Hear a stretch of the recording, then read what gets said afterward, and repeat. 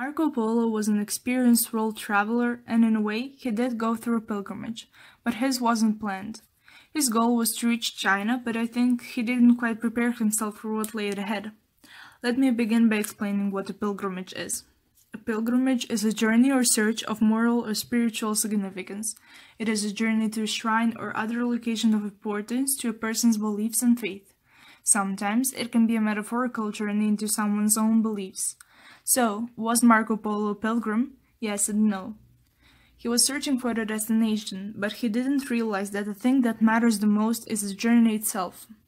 I don't know if he experienced something supernatural as a deeper connection to someone or something, but I doubt he traveled for so long and didn't find a hidden corner in his palace.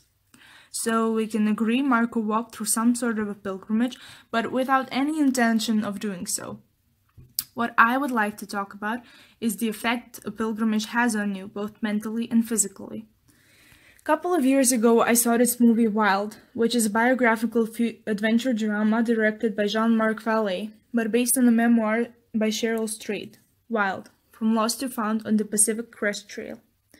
We listen to the story about a woman who is a drug addict, recent divorcee, and deeply depressed. She hiked the trail to redeem herself. During the 94 days she spent hiking, at various points along the trail, Cheryl encounters a red fox, which she interprets as carrying the spirit of her mother watching over her. From Lost to Found. No matter how much we plan, we can never fully prepare ourselves for the unknown. It was a road that led to self-discovery. There's no way to know what makes one thing happen and not another, what leads to what destroys what causes what to flourish or die or take another course. That was a quote by Cheryl Strayed. It summarizes everything felt and done by everyone on Earth.